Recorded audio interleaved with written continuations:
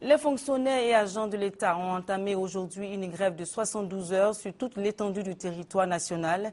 Ils réclament la satisfaction de plusieurs revendications.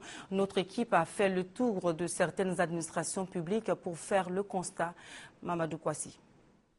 Bureaux fermés, couloirs et halls de réception vides de son monde habituel. Véritable ambiance de jour férié au ministère de la fonction publique et de la réforme administrative ce lundi matin. Aucun travailleur à son poste, en dehors des membres du cabinet ministériel. Tous les services installés sur l'immeuble sont restés fermés. Les fonctionnaires ont mis en exécution le mot d'ordre de grève de 72 heures, lancé par la Confédération des syndicats des fonctionnaires. Ils réclament 150 points sur l'indice salarial, l'équivalent d'environ 35 000 francs CFA, de plus sur les salaires. Chose que l'État leur aurait promis depuis 2007 et confirmé au Forum social de 2012. En somme, les syndicats grévistes demandent le déblocage des salaires.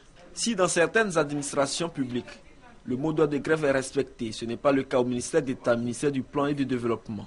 Ici, lors de notre passage, tous les agents étaient à leur poste. Nous avons, en collaboration avec la DRH, procédé à un contrôle systématique de nos différentes directions générales et services rattachés pour voir si nos agents étaient en poste. Et elle nous a rendu compte lors de la réunion de cabinet pour dire que l'ensemble était là, avec des preuves que nous avons transmises également au ministère de la fonction publique, pour montrer que les agents, sur les 180 agents fonctionnaires que nous avons, la totalité était là, à part les excuser. Des négociations seraient en cours pour la levée du mot d'ordre de grève, pour permettre aux populations de bénéficier des services de l'administration.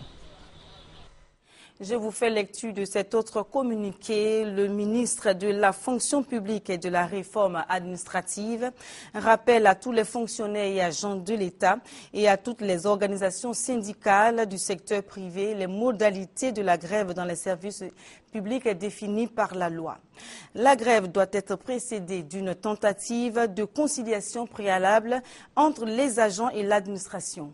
La tentative de conciliation est engagée d'abord avec le service, ensuite avec le ministère technique, en liaison avec le ministère chargé de la fonction publique et en dernier ressort avec le chef du gouvernement. En cas d'échec des négociations, un préavis est déposé 6 jours ouvrables avant le déclenchement de la grève. Un service minimum doit être assuré en cas de grève dans les secteurs sensibles de l'administration dont la liste est établie par décret. Le non-respect du service minimum expose les contrevenants à des sanctions disciplinaires sans préjudice des poursuites judiciaires, des poursuites pénales. L'absence de service fait suite de cette grève entraîne une réduction proportionnelle du salaire.